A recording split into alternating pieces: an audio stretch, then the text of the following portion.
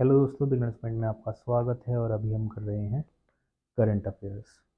India Russia reaffirm to deepen industrial and economic cooperation. India and Russia today reaffirmed their strategic partnership and shared commitment to deepen industrial and economic cooperation. The two sides welcome enhanced engagement in aluminum, fertilizers, and railway transport, alongside capacity building and technology transfer in mining sector equipment, exploration, and industrial and domestic waste management. This was discussed during the 11th session of the India-Russia Working Group on Modernization and Industrial Cooperation held in New Delhi under the framework of the India-Russia Intergovernmental Commission on Trade, Economic, Scientific, Technological, and Cultural Cooperation. During the session, both sides explored opportunities in rare earth and critical minerals extraction, underground coal gasification, and the creation of modern industrial infrastructure.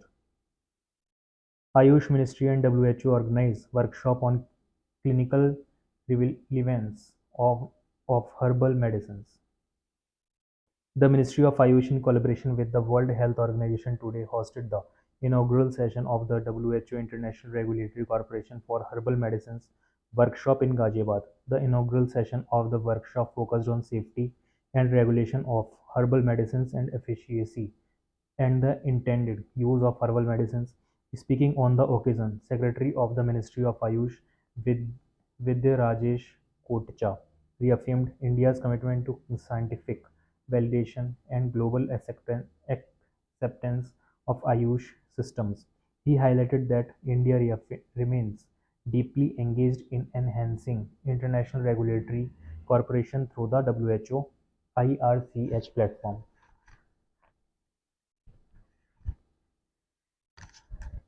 PM Modi says India built a transparent and citizen-centric governance model in past 11 years. Prime Minister Narendra Modi has said that in the past 11 years, India has built a governance model that is transparent, responsive, and citizen-centric. Addressing a public program in Kartavya Path this evening, Mr. Modi said India is being shaped by a historic vision where progress reaches every region. He mentioned that more than 30,000 panchayat buildings, more than 4 crore houses for the poor, and 300 new medical colleges have also been built in the country. The Prime Minister called on people to make India the world's third largest economy and described the success story of making India and Atmanirbhar Bharat. Any region gets 278-kilometer railways lines till March 2025, informs Rail Minister in Lok Sabha. A total of 278 kilometers of railways lines have been commissioned in the northeastern region till March this year with an expenditure of 41,676 crore rupees. This was stated by the Railways Minister Ashwani Vaishnav in a written reply in the Lok Sabha today. He said 12 railway projects of total length of 77 kilometers have been sanctioned to augment and increase line capacity of the rail network situated in the northeast region. The commissioned projects include Bozibeel Bridge, Agratala Sabroom New Line, Limding Ojai and New Bongaigaon, Agthori doubling of line among others.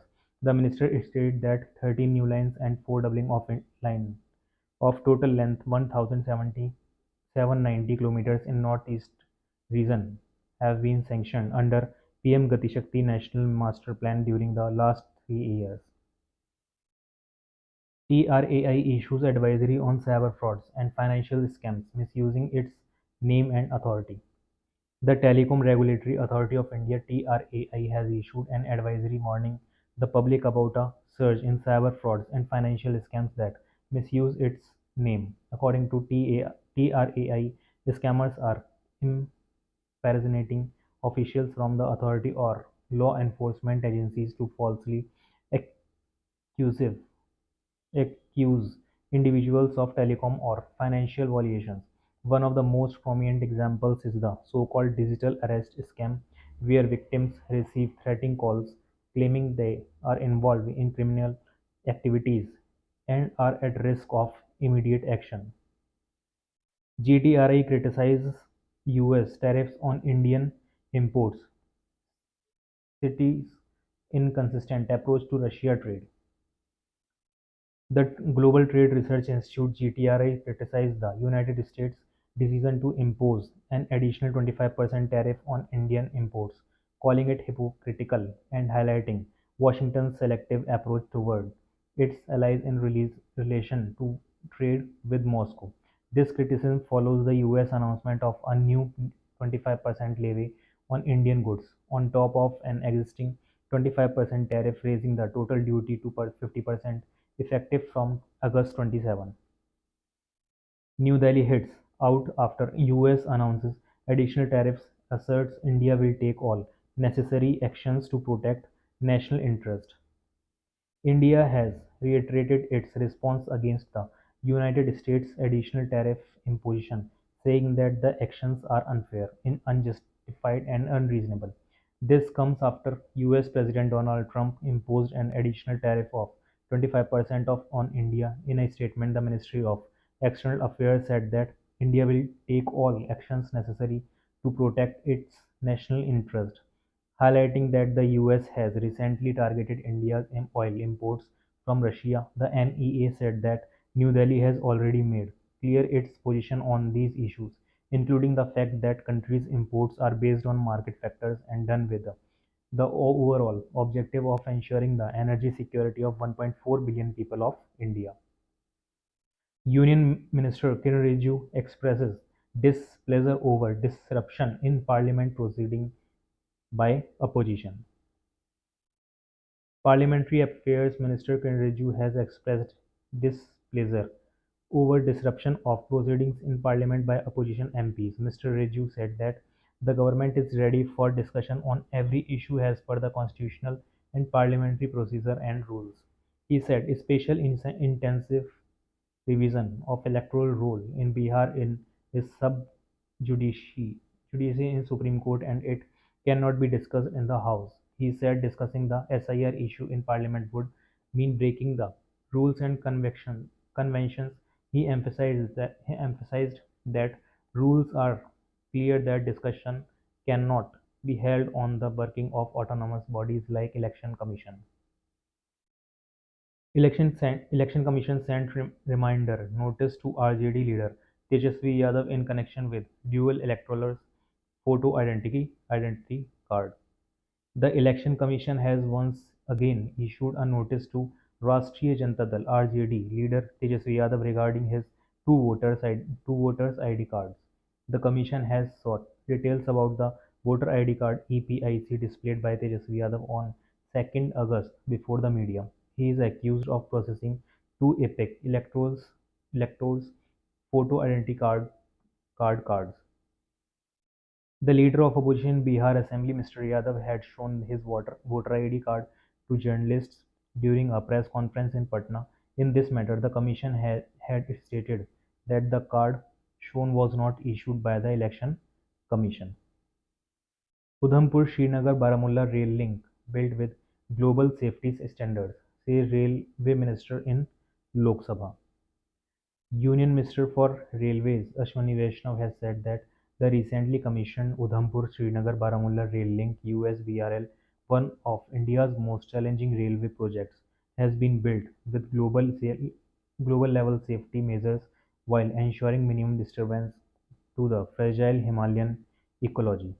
The 272-kilometer USBRL project, which traverses Udhampur, Reasi, Ramban, Anantnag, Pulwama, Budgam, Srinagar, Baramulla districts, includes the world's highest railway bridge over the Chenab, 359 meters above riverbed, and Indian Railways' first cable-stayed bridge over Anji Khat. Mr. Vaishnav highlighted that over 5 crore man-days of employment were generated and 215 kilometers of approach roads, including tunnels and 320 bridges, were built, drastically improving local connectivity and boosting socio-economic development. 66 kilometers of escape tunnels and fire-fighting systems have been installed for passenger safety. Mechanical ventilation ensures clean air in all tunnels over 2 kilometers long. As he dismisses Justice Yashwant Verma's plea, challenging in-house committee inquiry findings. The Supreme Court has dismissed the plea filed by Justice Yashwant Verma challenging the findings of the three-member in-house inquiry committee that recommended his removal. A bench of Justice Dipankar Datta and AG Mahesh, which has had reserved its verdict last week, said that Justice Verma's plea was not maintainable as he could not challenge the findings of the in-house inquiry committee after having participated in the process. Second edition of UN World's She Leads second program inaugurated in New Delhi. Union Minister for Women and Child Development Annapurna Devi today inaugurated the second edition of UN Women's flagship capacity building program, She Leads Second, in New Delhi. This event is a two-day workshop organized by UN Women India Country Office. This program is being organized at a pivotal moment following the passing of the Women's Reservation Act 2023, which mandates a 33% reservation for women in Lok Sabha and state legislative assemblies. 95% of projects under Smart Cities mission completed, says government. Government has said that 95% of the total 8,000 projects under the Smart Cities mission have been completed. The mission was launched in 2015 to improve the quality of life in hundreds of cities by providing efficient services, robust infrastructure, and sustainable solutions. Replying to a supplementary question in the Lok Sabha today, Housing and Urban Affairs Minister Manohar Lal said that 7,336 projects have been completed worth over 1,53,000 crore rupees. He said all the 100 smart cities have integrated command and control centers. The minister said more than 99% of total budgeted outlay has been released to 100 cities in the mission. Union Minister Giriraj Singh presents National Handloom Awards 2025 highlights global demand for sustainable textiles.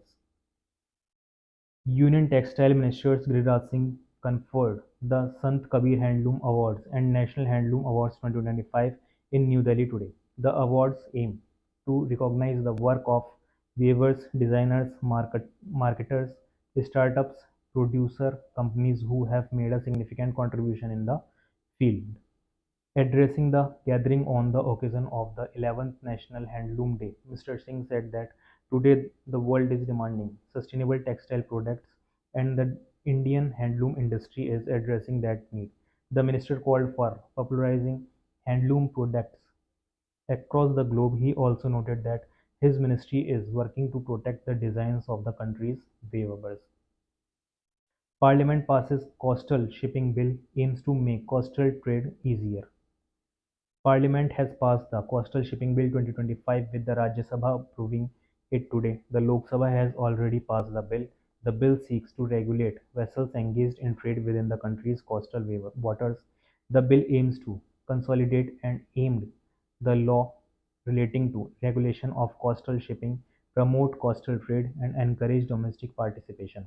This bill will ensure that the country is occupied with a coastal fleet owned and operated by the citizens of the country for its national security and commercial needs।